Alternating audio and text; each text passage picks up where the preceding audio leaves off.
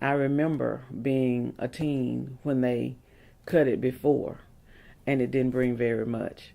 And even this time, 40 years later, it didn't bring a lot. If they had only known that USDA would support them in doing those things, if they had known, I said, listen, I would like to invite USDA and Andrew to come and talk to you guys because I'm going to replant. I'm going to replant.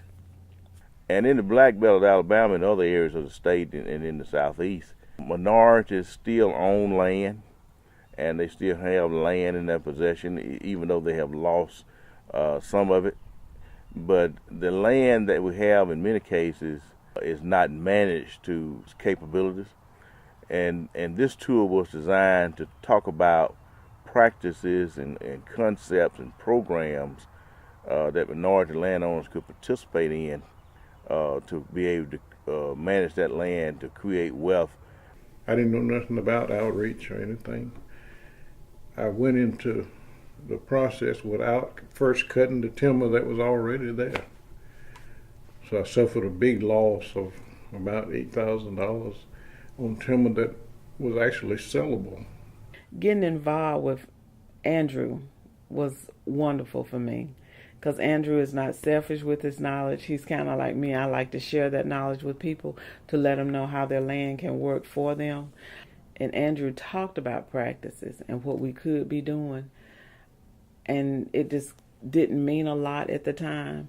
But once we had the tour this weekend, the practices kicked in like, I mean, wow, it was like a light bulb came on. You can know how to do something, and you can give people money to do it or give them financial incentives to help do it.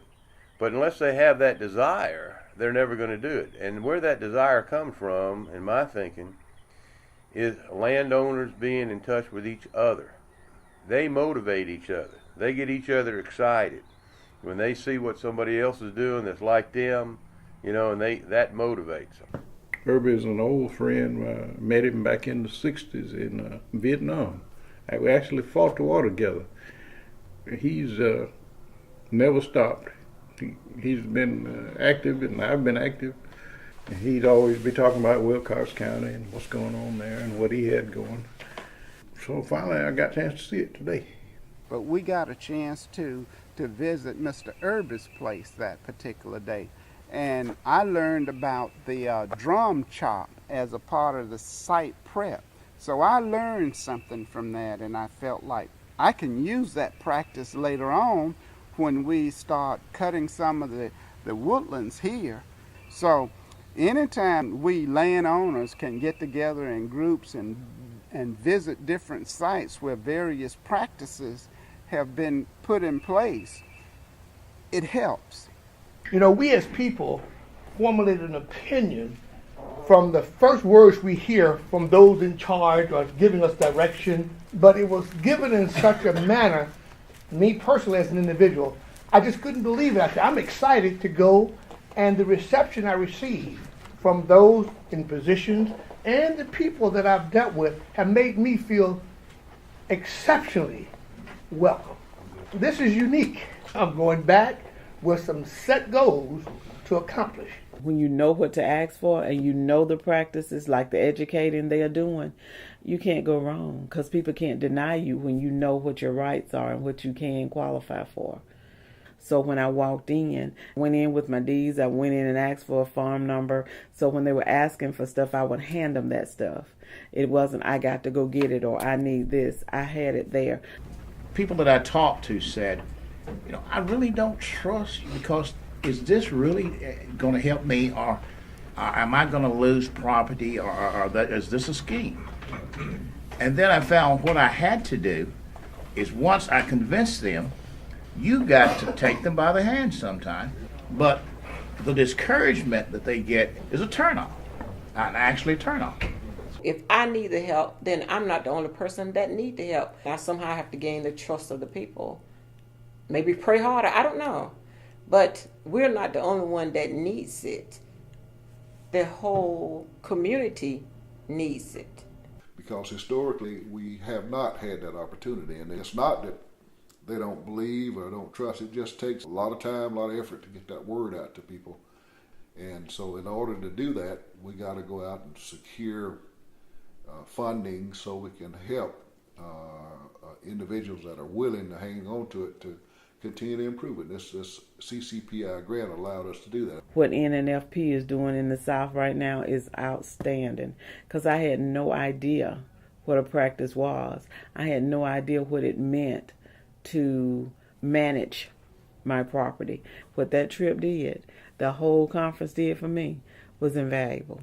I serve Autauga, Elmore, and Macon County, and those are communities that are poor and to a degree predominantly black, and I can provide the education in those communities.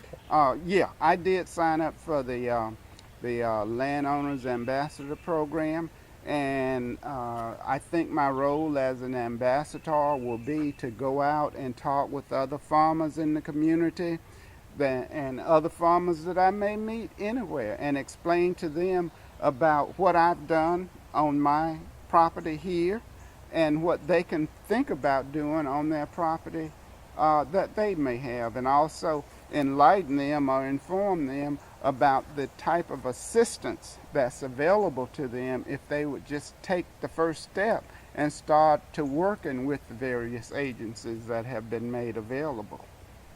So what we've done today really puts adventure and excitement into learning how to manage the land.